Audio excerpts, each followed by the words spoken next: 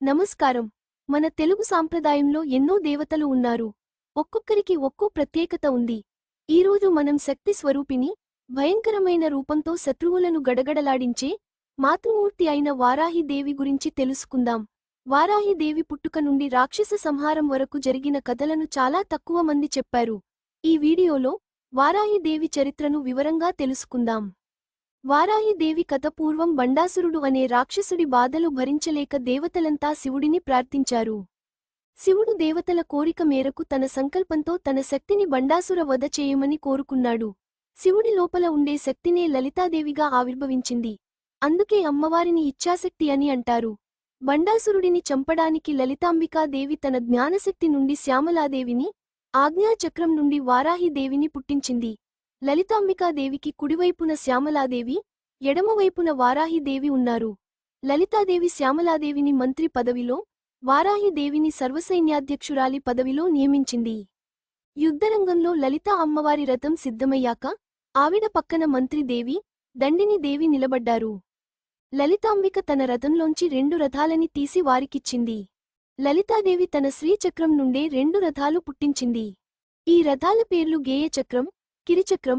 ఇక్కడ కిరిచక్రం అనే రథం వారాహిదేవిది. ఈ రథాలనే యంత్రాలు అంటారు. ఈ వారాహిదేవి యంత్రంలో 5 ఆవరణాలు ఉన్నాయి. అందులో అనేకమంది దేవతలు ఉన్నారు.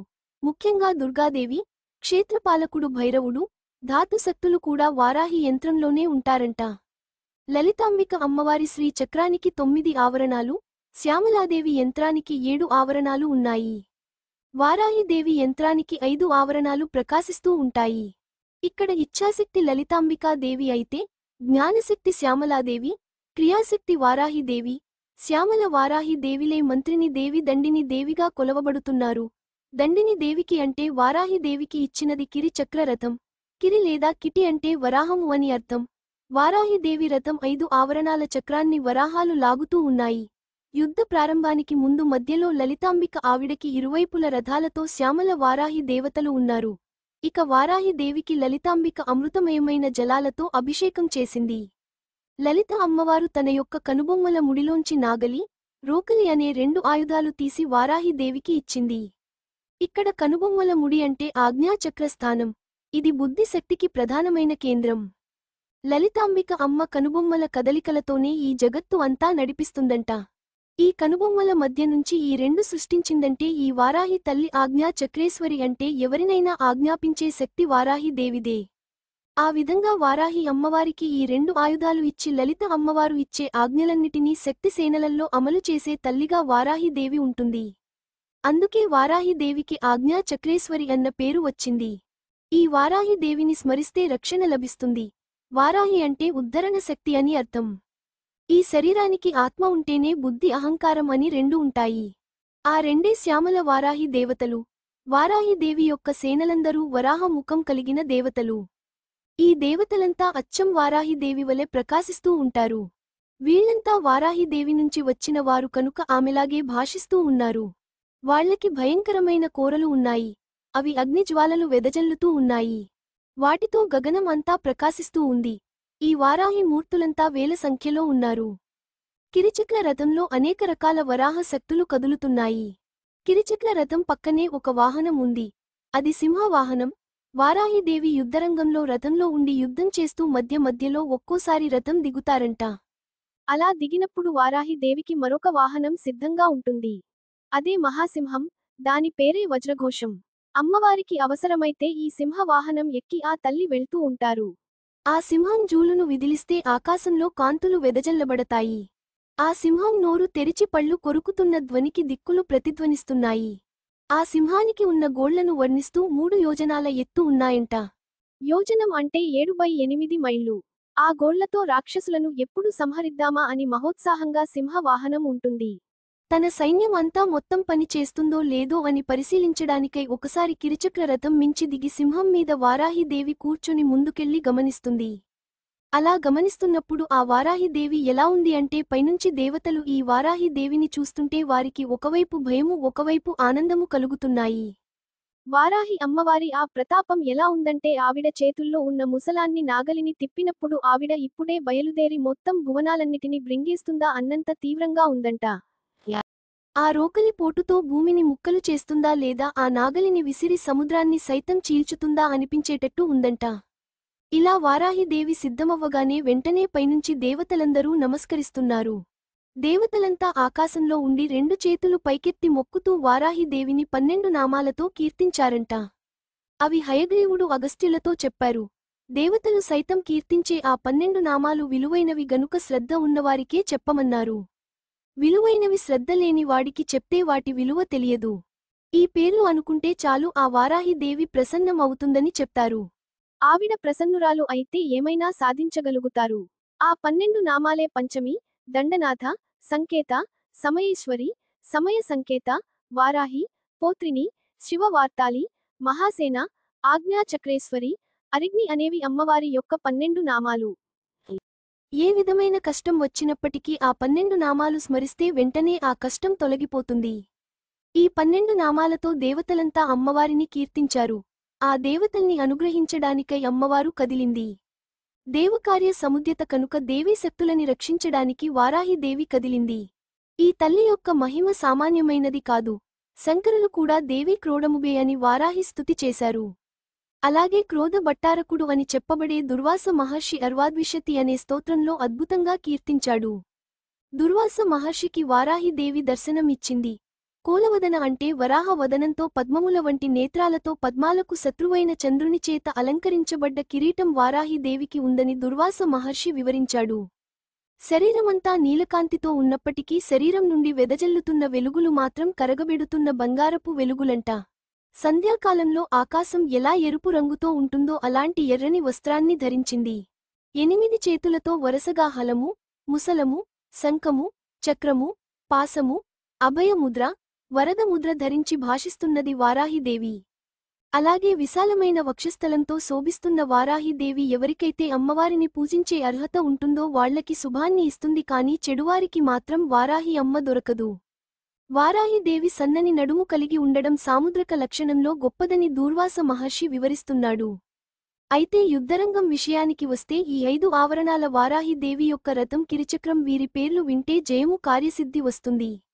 ఈ చక్రంలో బిందువు నుండి మొదలు పెడితే ప్రథమ బిందువు దగ్గర దండనాయకి అయిన వారాహిదేవి ఉంది. అదేవిధంగా 4వ ఆవరణలో బ్రహ్మాది మాతృకులకు క్రింద కొందరు ముఖ్యమైన దేవతలు ఉన్నారు. వారు యాకిని, రాకిని, లాకిని, కాకిని, సాకిని, డాకిని దేవతలు. వీరు మన శరీరంలో సప్తధాతువులకు పుష్టి కలిగించే ఆది దేవతలు. ప్రధానంగా మన శరీరంలో సప్తధాతువులు ఉంటారు. ఈ ధాతు దేవతలు బాగుంటేనే శరీరం బాగుంటుంది. వీరికున్న శక్తులలో అసురులను మోహింప చేయగలరు, చంపగలరు, స్తంభింప చేయగలరు, కుట్టగలరు, మ్రంగేయగలరు. అటువంటి వారు ఈ ధాతు నాదులు. ఈ దేవతలంతా వారాహి దేవిని సేవిస్తూ ఉంటారు. సరిగ్గా వీరికి క్రింది స్థాయిలో అనగా 4వ ఆవరణలో 3వ స్థాయిలో క్రోధిని, స్తంభిని అనే శక్తులు ఉన్నారు. వారు చామరాలు ధరించి ప్రకాశిస్తున్నారు. సరిగ్గా ఆ ఆవరణకి దగ్గరే ఆయుధ దేవతలు 2 ఉన్నారు.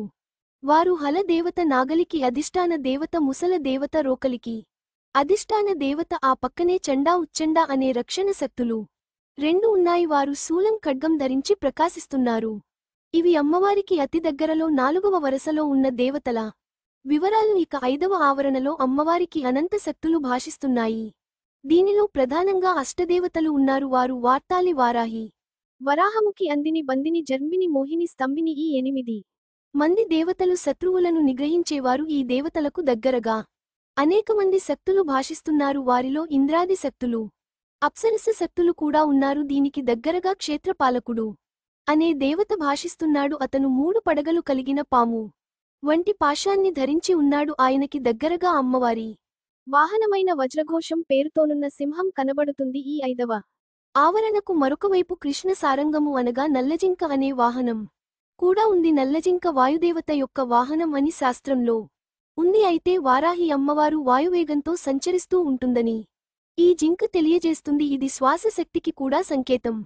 ఈ 5వ పర్వంలో మరొక గొప్ప దేవత ఉన్నాడు. అతడే సురా సముద్ర దేవత. ఎవరైనా బలహీనంగా ఉంటే వారికి శక్తిని ఇస్తుంది. యుద్ధంలో శక్తి సేనలు అలసిపోయినప్పుడు వారికి తిరిగి శక్తిని ఈ సుర సముద్ర దేవతనే ఇస్తుంది. మరికొన్ని శక్తులు కూడా ఈ ఆవరణలో ఉన్నాయి. ఇంతవరకు చెప్పిన 5 ఆవరణాలలో దేవతలందరూ కేవలం ఒకే ఒక రథం కిరిచక్ర రథంలోనే ఉన్నారు. ఈ కిరిచక్ర రథానికి స్తంభిని దేవి సారథిగా ఉంటుంది. ఈ స్తంభిని దేవి 5 ఆవరణాల కిరిచక్రాన్ని నడుపుతూ ఉంటే దీన్ని చూసే రాక్షసుల గుండెలు హడలిపోయేలా ఉంది ఆ దృశ్యం. ఈ రథం మీద వస్తున్న వారాహి దేవిని చూసిన అసుర సేనలు స్తంభించిపోయాయి. ఇక అసలు యుద్ధం విషాంగుడు అనే రాక్షసుడిని సంహరించడానికి వారాహి దేవి కదిలింది. ఈ విషాంగుడు అనే రాక్షసుడు బండాసురుడి సోదరుడు. బండాసురుడికి 2 ప్రధాన సోదరులు ఉన్నారు.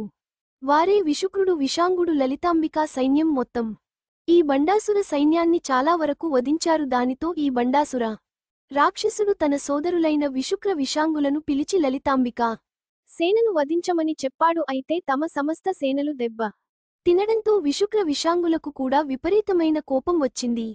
ఆ కోపంతో వాళ్లు చాలా గొప్ప ప్రయత్నాలతో స్వయంగా ఈ ఇద్దరే యుద్ధంలోకి వెళ్తున్నారు. అయితే లలితాంబికా సైన్యంతో ఇంతకు ముందొకసారి విషాంగుడు, విశుక్రుడు ఇద్దరూ కలిసి మాయతో యుద్ధానికి వెళ్లి వెనక్కి పారిపోయి తిరిగి వచ్చారు. అయినా కూడా మళ్ళీ ఇప్పుడు ఇద్దరు 400 అక్షోహీనుల సైన్యాన్ని సమకూర్చుకొని వెళ్తున్నారు. అక్షోహీనులు అనగా చాలా పెద్ద సంఖ్యలో ఉండే సైన్యం. దానిలో గజబలం, అశ్వబలం, పదాది బలం అన్ని అత్యధిక సంఖ్యలో ఉంటాయి. మనకు తెలిసిన యుద్ధం మహాభారత యుద్ధంలో 2 వైపులా కలిపి 18 అక్షోహీనుల సైన్యం ఉండే. ఇక్కడ అన్నాదమ్ములు ఇద్దరికీ తమతో తీసుకుపోతున్న సైన్యం 400 అక్షోహీనుల సేనలు అంటే ఎంత పెద్ద సైన్యమో ఊహించుకోవచ్చు. ఇది కేవలం ఈ ఇద్దరి రాక్షసుల సైన్యమే. వీళ్లు వెళ్తుంటే వారి మేన అల్లుళ్ళు కూడా మేము యుద్ధానికి వస్తామని చెప్పి వారి దగ్గరికి వచ్చారు. ఈ మేన అల్లుళ్ళు బండాసురి చెల్లెలైన ధూమికా పుత్రులు. ఈమె సంతానం 10 మంది. మేనమామ బండుడే వీరికి స్వయంగా యుద్ధ శిక్షణ ఇచ్చాడు. వీరంతా మేనమామలైన విశుక్ర, విషాంగులతో కలిసి యుద్ధానికి బయలుదేరారు. వీరిని చూసి మేనమామలకి అంటే విశుక్ర, విషాంగులకి తమ వద్ద ఇంత బలం ఉందని చాలా ఆనందం కలిగింది. అయితే శ్యామలాదేవి, వారాహి దేవి విశుక్రులను, విషాంగులను చంపే ఈ యుద్ధము చాలా ప్రధానమైన యుద్ధం. ఈ ఘట్టం విన్న మాత్రం చేతనే అమోఘమైన ఫలితాలను లలితాంబికాదేవి ఇస్తుంది. ఎప్పుడైతే విషాంగ, విశుక్రులు యుద్ధానికి వస్తున్నారని తెలిసిందో శ్యామలాదేవి, వారాహి దేవతలు యుద్ధానికి సిద్ధమయ్యారు. వారాహి దేవి కిరిచక్రమెక్కి, శ్యామలాదేవి గేయ చక్రమెక్కి యుద్ధానికి బయలుదేరి వెళ్తుంటే వారిరువురి రథాలపై తెల్లని గొడుగులు వేలాడుతున్నాయి. అది చూసి అప్సరసులు మొదలైన వారంతా ఆ తల్లులకి చామరాలు వీస్తూ గానాలతో, నాట్యాలతో విజయ సంకేతంగా జయ జయ ధ్వానాలు పలుకుతుండగా లలితాదేవి యొక్క ఆజ్ఞ చేత వారిరువురు బయలుదేరుతూ ముందుగా భయంకరమైన అస్త్రాలు ధరించిన 100 అక్షోహీనుల శక్తిసేనను లలితాంబిక శ్రీ చక్రానికి రక్షణగా పెట్టి సామల, వారాహి దేవతలు యుద్ధానికి బయలుదేరిన వర్ణనను హయగ్రీవ స్వామి అగస్య మహర్షికి వర్ణించి చెప్పారు. అంటే శ్యామలాదేవి, వారాహిదేవి యుద్ధానికి వెళ్లే ముందు లలితాదేవి శ్రీ చక్రానికి 100 అక్షోహీనుల సైన్యాన్ని కాపలాగా, రక్షణగా పెట్టారంట హయగ్రీవ స్వామి. అగస్త్య మహర్షికి ఇచ్చిన వర్ణన ప్రకారంగా ఈ యుద్ధంలో ముందుగా వారాహిదేవి రథం కదిలిందంట. ఆ తల్లి తన యొక్క వేలి కొనలతో నాగలిని పట్టుకొని తిప్పుతుంది, మరొక చేత్తో రోకలిని పట్టుకొని తిప్పుతుంది. తలపైన చంద్రరేఖతో ప్రకాశిస్తున్న వరాహ వదనంతో ఆ తల్లి కనిపిస్తున్నది. వారాహిదేవికి అటూ ఇటు కోట్లాది సంఖ్యలలో వారాహి మూర్తులు అనుచరిస్తూ ఉండగా ముల్లోకాలు కంపిస్తున్నాయా అన్నంత సందడి అక్కడ ఉంది. వారంతా ఒకే రకమైన పౌరుషాన్ని చూపిస్తూ మహోత్సాహంగా యుద్ధాన్ని ప్రకటిస్తూ వెళ్తున్నారు. వారాహిదేవి యొక్క సైనికులు చాలా రకాలుగా వెళుతూ ఉన్నారు. పరాక్రమంలో గాని, ప్రతాపంలో గాని, మిగిలిన విశేషాలలో గాని వారాహిదేవి సేనలకు బలం ఉంది. వారాహి, శ్యామల సేనలు యుద్ధానికి వెళుతుంటే ఆ భారానికి భూమి ఉయ్యాలలా కొంచెం కంపించిందంట. ఆ తరువాత యుద్ధం మొదలైంది. ఈ యుద్ధం ఇదివరకు జరిగిన యుద్ధాల కంటే విశేషమైనది. బండాసుర వధలో ఎంతోమంది దేవతలు యుద్ధం చేశారు. ఇంతకు ముందు విడివిడిగా యుద్ధం చేసిన దేవతలందరూ కూడా ఇక్కడ కలుస్తారు. విశేషమైన ఈ యుద్ధంలో శ్యామలాదేవి యొక్క అంగదేవతలు, వారాహిదేవి యొక్క అంగదేవతలు కూడా ఈ యుద్ధంలో పాల్గొన్నారు. అయితే ఈ రాక్షసుల మేనాళ్ళు ఒక్కొక్కరిని సంహరించడానికి ఒక్కొక్క దేవత సిద్ధపడ్డారంట. అందులో ముఖ్యంగా స్వప్నేశ్వరి అనే ఒక దేవత ఉంది. ఈ స్వప్నేశ్వరి దేవి వారాహిదేవి యొక్క అంగదేవతలలో ఒకరు. ఆవిడ మంగళుడు అనే రాక్షసుని వధించింది. ఆ తల్లినే స్వప్నవారాహి అంటారు. ఈ స్వప్నవారాహి అమ్మవారు వారాహిదేవి అంగదేవతలలో ముఖ్యమైన అంగదేవత. ఇలా మొత్తం 10 మంది మేనలులకి 10 మంది దేవతలు దీటుగా సమాధానం చెప్తున్నారు. ఇక విశుక్రుని ఎదుర్కొనడానికై శ్యామలాదేవి, విషంగుణని ఎదుర్కొనడానికై దండనాథాదేవి సిద్ధపడ్డారు. ఎప్పుడైతే ఈ విధంగా వారాహిదేవి అంగదేవతలు అలాగే శ్యామలాదేవి అంగదేవతలు ఇంతమంది శక్తులతో విజృంభించాయో ఇక రాక్షసుల అక్షోహీనుల సేనలన్నీ క్రమక్రమంగా తరిగిపోవడం మొదలుపెట్టాయి. అది చూసి ఇక తట్టుకోలేక విశుక్రుడు తృషాస్త్రం అనే ఒక అస్త్రాన్ని వేశాడు. తృష అనగా దాహం. అది వేసిన వెంటనే శక్తి సేనల మీద ఈ అస్త్రం పని చేయడం మొదలు పెట్టి అందరికీ శరీరాలు ఎండిపోవడం మొదలుపెట్టాయి. ఆ వేడికి దాహం పుడుతుంది, నాలిక ఎండిపోయి నోట మాట రావడం లేదు, శరీరమంతా ఎండిపోవడం వల్ల కదలడానికి శక్తి లేదు, దాహం నీరసం అందరిలో నిండిపోయాయి. అమ్మవారి శక్తి సేనలు అన్నిటికీ దవడలు, నోరు ఎండిపోయి ఇంద్రియాలన్నీ అల్లకొల్లలం అవుతున్నాయి. రాక్షస సేనలు అన్ని విజృంభిస్తున్నాయి. ఆ సమయంలో ఏం చెయ్యాలా అని దండిని శ్యామలాలు ఆలోచిస్తుండగా శ్యామలాదేవి వారాహిదేవితో ఇలా అంటుంది, చూడు పోత్రిని అంటే వారాహిదేవి, ఓ సఖి, చూసావా ఆ దుష్టుడు వేసిన తృషాస్త్రం ఎలా పని చేస్తుందో? మన సేనలన్నిటినీ శిథిలం చేస్తుంది. వాళ్లు నాలుకలు, నోర్లు ఎండిపోయాయి. మన సేన వారి ఆయుధాలను కూడా వాళ్లు పట్టుకోలేకపోతున్నారు. కాబట్టి నీ రథ పర్వంలో చివర ఉన్న సుర సముద్రానికి ఆదిదేవత ఒకాయన ఉన్నారు, ఆయనకి కాస్త పని అప్పగించు అని శ్యామలాదేవి వారాహిదేవితో అంటుంది. వారాహిదేవి రథం కిరిచక్రానికి మొత్తం 5 ఆవరణాలు. దీని వివరణ మన ఛానల్లో ఉంది, అది కూడా చూడండి. 5వ ఆవరణలో చివర ఉన్న దేవత సురసింధు దేవత. ఈయన ఒక రకమైన మధుర పదార్థాన్ని సిద్ధంగా ఉంచుకున్నాడు. ఈయన సుర సముద్రానికి ఆది దేవత. అయితే యుద్ధంలో ఈ శక్తి సేనలన్నిటి యొక్క దాహార్తి పోయేటట్టుగా వాడిని ఆజ్ఞాపించు అని వారాహిదేవితో శ్యామలాదేవి చెప్పింది. అయితే అమ్మవారి శక్తి సేనలు మామూలుగా నీటిని గ్లాసులో పోసి ఇస్తే వాళ్ల దాహం తీరదు. వీరి దాహం తీరాలంటే ఖచ్చితంగా సముద్రం కావాల్సిందే. అంటే ఆ తృషాస్త్రం యొక్క వేడి అంతటిది అన్నమాట. అందుకోసం క్షీణిస్తున్న ఉత్సాహాన్ని తిరిగి మామూలు చేయగలిగేదే సురా సముద్ర దేవత ఇచ్చే ఆ ద్రవ లక్షణం. ఈ రోజుల్లో ఉత్సాహం కోసమని ఏవేవో ద్రవ్యాలు త్రాగుతూ ఉంటారు, అలాంటిదని మాత్రం ఇక్కడ అనుకోవద్దు. ఇది ఒక దివ్యమైన దేవతా జలం కాబట్టి శ్యామలాదేవి సుధా సింధు దేవతను ఆజ్ఞాపించమని చెప్పగానే అప్పుడు సేనలకి ఆజ్ఞ ఇచ్చే శక్తి కలిగిన వారాహిదేవి సుధా సింధు దేవతను పిలిచి అతడిని ఆజ్ఞాపించింది. అప్పుడు అవి ఏదో నీరు పడినట్టు పడడం కాకుండా ఏనుగుల తొండాల వంటి దారలతో శక్తి సేనలపై పడుతుంది. ఇలా పడుతున్నప్పుడు వారు తడిసిపోవడమే కాక నోరు బాగా తెరిచి కడుపు నిండా త్రాగుతున్నారు. శక్తిసేనలు అసురసేనలు కలిసి యుద్ధం చేస్తున్నారు కనుక ఈ సుధా సింధు దారలు అసురుల మీద కూడా పడే అవకాశం ఉందని గమనించి శ్యామలాదేవి వెంటనే తన ధనస్సు నుంచి అపూర్వమైన బాణాన్ని వేసింది. ఈ బాణాలు తన సేనల మీద మాత్రమే సురాదార పడేటట్టుగా చేస్తూ రాక్షసుల మీద ఈ దార పడకుండా కప్పేసేటట్టు వేసింది ఆవిడ శ్యామలాదేవి. కనుకనే అలా వేయగలిగింది. ఈ విచిత్రమైన కర్మ చూసి శక్తిసేనలు ఆశ్చర్యపోతూ ఉన్నాయి. అసురులు నీరసపడే స్థితి వచ్చింది. ఎప్పుడైతే ఈ సురాధార పడిందో వెంటనే శక్తి సేనలన్నీ మహోత్సాహంగా లేచాయి. వారి దాహార్తి మొత్తం తొలగిపోయింది. ఈ సురాధారకి ఉన్న లక్షణాలు యుద్ధంలో ఆయుధాలు తగలడం వల్ల కలిగిన నొప్పులు, గాయాలు మానుపుతుంది. విరిగిన ఎముకల మీద ఈ సురా సింధువు పడితే బాగుపడుతున్నాయి. ఎంతసేపు యుద్ధం చేసినా శ్రమ లేకుండా చేస్తున్నాయి. ఈ సుధాధార అతి చల్లగా కాకుండా అతి వేడిగా కాకుండా సమస్థాయిగా ఎలా ఉండాలో అలాగే ఉంది. ఆ దారకి విజయం కలిగించే లక్షణం కూడా ఉంది. ఇవి ఒక జాము కాలం కురుస్తూనే ఉంది. జాము అంటే 4 గంటలు. అలా 4 గంటల పాటు దారలు పడడం చూసి ఈ సురా సముద్రుడు తన పని బాగా జరిగిందని తృప్తి చెందిన ఈ సురా సముద్రుడు దాని గురించి చెప్పడానికి వారాహిదేవి దగ్గరికి వెళ్లి నమస్కారం చేసి, ఓ దండమండల నాయకే మహారాణి, ఒక్కసారి చూడమ్మ, నేను విసిరిన ఆ సుధాధార ప్రవాహంలో వారంతా తృప్తిపడ్డారు. శక్తిసేనల దాహం తీరిపోయింది. వారిలో కొందరు ఆనందంతో నాట్యాలు చేస్తున్నారు, కొందరు గానాలు వేస్తున్నారు, కొందరు నాట్యం చేస్తూ కారతాళం వేస్తున్నారు అని సురా సముద్రుడు వారాహిదేవితో చెప్తాడు.